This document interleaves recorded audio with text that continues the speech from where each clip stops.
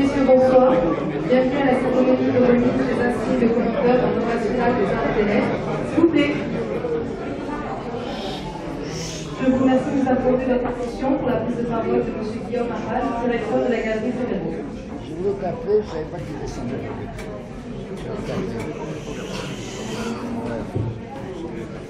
Ça va, j'ai compris. Monsieur le député maire, je crois qu'il y a d'autres élus, je ne les vois pas, mais à travers la foule, je vous salue, messieurs et mesdames les élus. Je vous remercie d'être venus aussi nombreux ce soir pour un double événement. Le premier événement, c'est le vernissage de cette exposition. Cela faisait des années que Claude Gilly n'avait pas exposé à Nice. Donc je suis honoré qu'il ait choisi la Galerie Ferrero pour cette très belle exposition. Et le deuxième événement, c'est la remise par M. Estrosi de la médaille, de l'insigne de commandeur de l'Ordre national des arts et des lettres à Claude Gilly.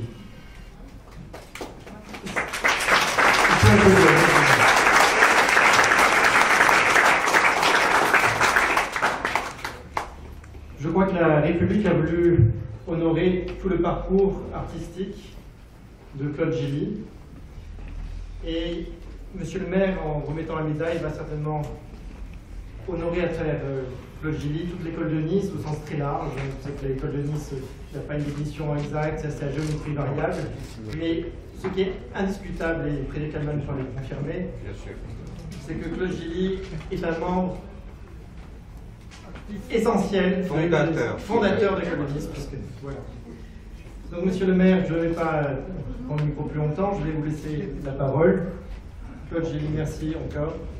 Et après les discours, le chef Keisuke Matsushima, qui est un chef niçois d'adoption, nous a préparé un cocktail dînatoire de spécialité niçoise.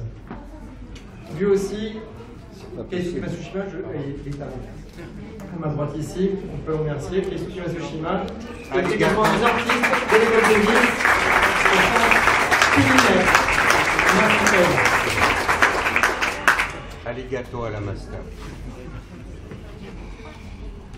Bien cher Guillaume Arral, directeur de la Galerie Ferrero, mesdames et messieurs les élus, mesdames et messieurs les journalistes et critiques d'art, nombreux ce soir d'ailleurs, en ce lieu exceptionnel pour les créateurs.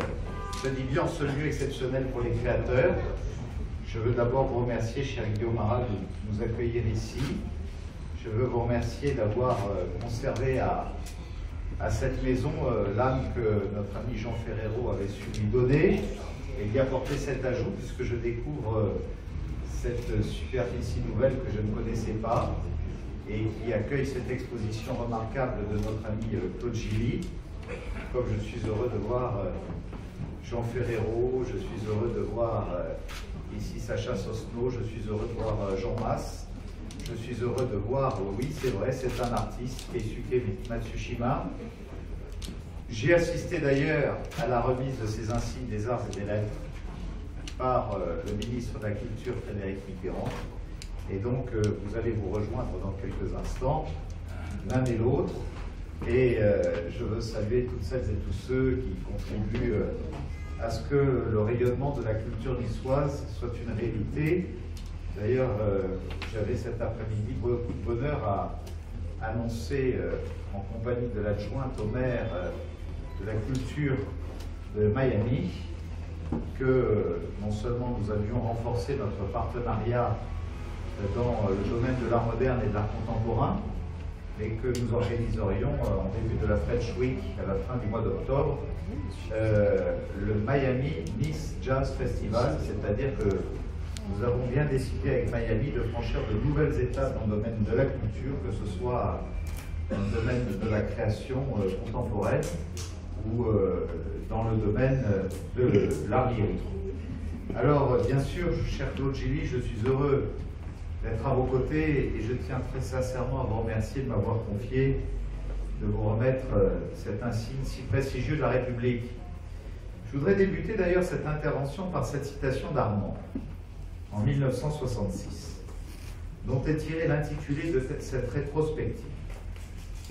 Armand disait Claude Gilly, issu du soleil de la mer. Regarde, une lame de scie, constituant couleur plus la couleur, plus toujours la couleur, découpée, versée, étalée, plus la densité, plus la main. Moi, j'aime ça. Signé Armand. Eh bien, je crois que cette phrase d'Armand, elle seule suffirait à résumer la personnalité, cher Claude, que vous êtes. Il est difficile, après tant de concision et de justesse, de développer, mais je vais essayer, avant d'avoir le plaisir de vous décorer, d'évoquer votre parcours créatif, singulier, novateur, dans le monde des arts et dans cet environnement niçois qui justifie que l'on soit réunis dans notre université ce soir ici. Nice, vous y êtes né, au 26 rue Arson, dans une famille niçoise, dont on trouve des traces dans les archives de la ville dès le XVe siècle. En 1955, vous entrez dans l'école des arts décoratifs de Nice, où vous faites la connaissance de Franz Reiss et de son époux Martial Reiss. C'est aussi là que vous rencontrez Nicole Rondoni, qui 5 ans plus tard deviendra votre épouse. Et je veux saluer ce soir en même temps votre fille Ramela, votre petite fille Gabrielle.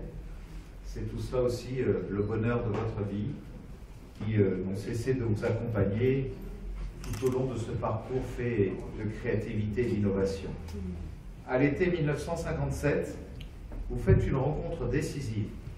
Albert Schubach, célébrité du village d'Aspremont, qui vous ouvre tout un langage de liberté, celui où vous allez mûrir votre propre vocabulaire. Si en 1947, sur la plage à Nice, Klein, Armand et Claude Pascal décident de se partager les éléments constitutifs de la nature, eh bien vous, cher Claude, le 31 décembre 1962, lors d'un autodafé symbolique sur la plage de Saint-Laurent-du-Var, vous détruisez toute votre production artistique pour débuter votre aventure artistique libre de ce jeune passé.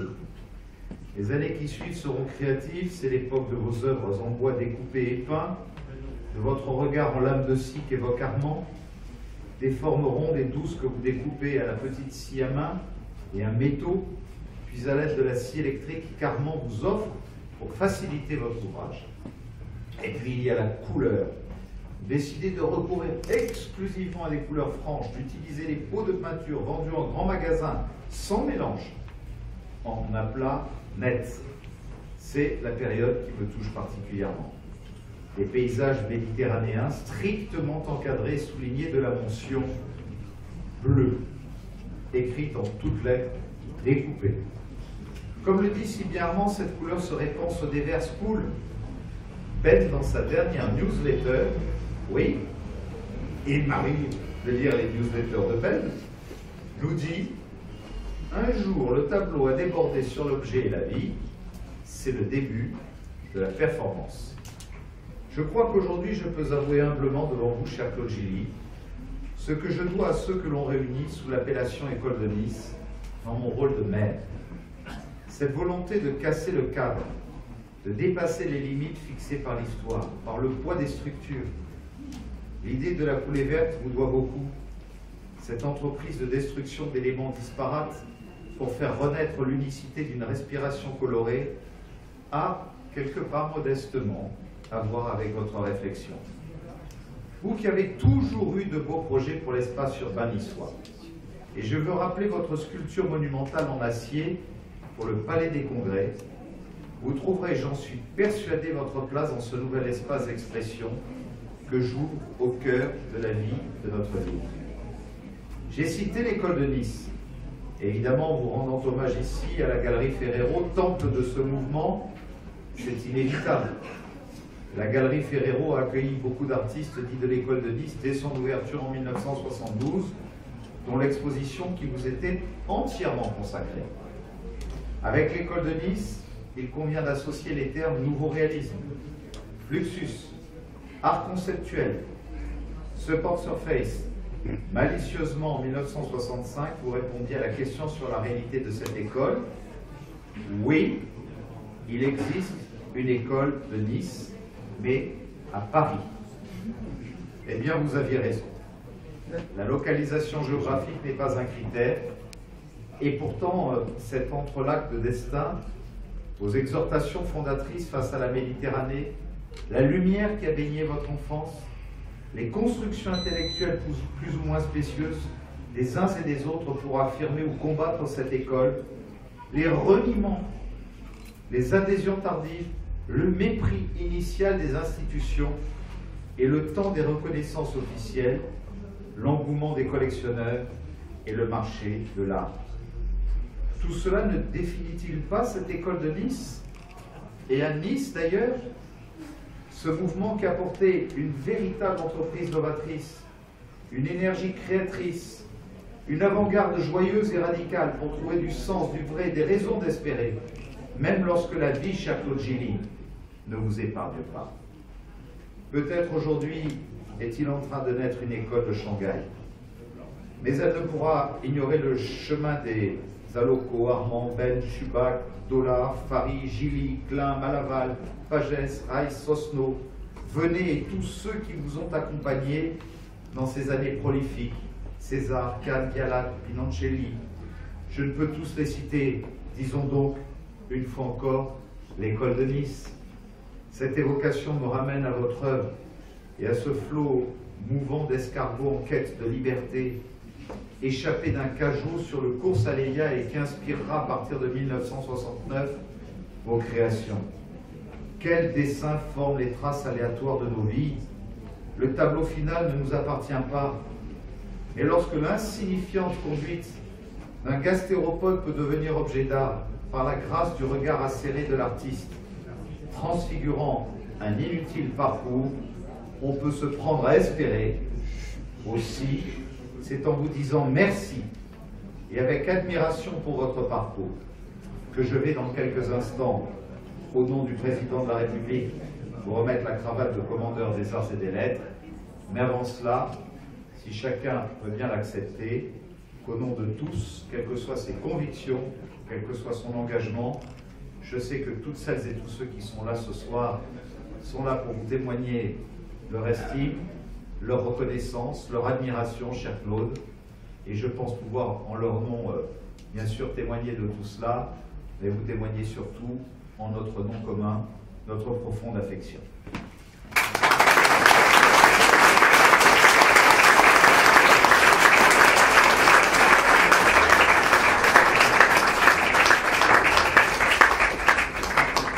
Oui, merci.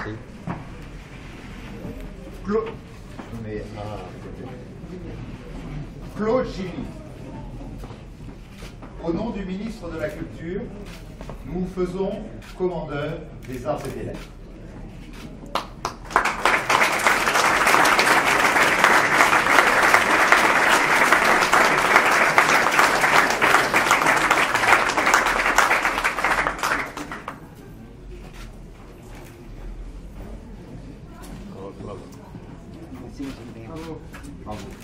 Merci. Merci.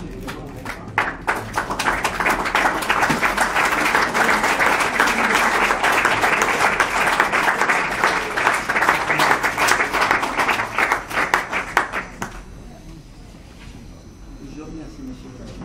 Vous avez tellement juste, je peux rien rajouter à ce que vous avez dit. Merci encore, monsieur le maire.